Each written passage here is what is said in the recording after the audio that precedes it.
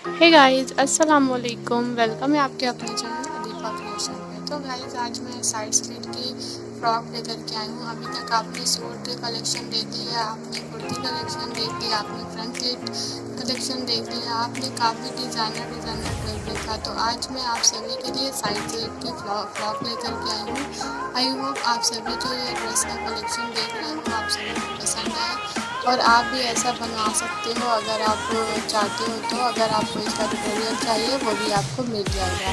तो गाइस अगर आपको ये वीडियो पसंद आए तो एक लाइक ज़रूर कर दीजिएगा एंड साइड में जो बेल आइकन दिख रही है उसको भी प्रेस कर दीजिएगा ताकि हमारी वीडियो की नोटिफिकेशन आपको सबसे पहले मिल जाए। तो गाइस यहाँ पे अलग अलग तरीके का फैब्रिक भी है, फैब्रिक कॉटन है, फैब्रिक रियॉन है, फैब्रिक सिल्क है, बहुत सारे तरीके का फैब्रिक भी है। अगर आप अलग अलग फैब्रिक के डिज़ाइन भी देखना चाहते हो तो मुझे कमेंट बॉक्स में ज़रूर कमेंट करिएगा और बताइएगा कि मुझे इस फैब्रिक में इस तरीके का डिज़ाइन चाहिए।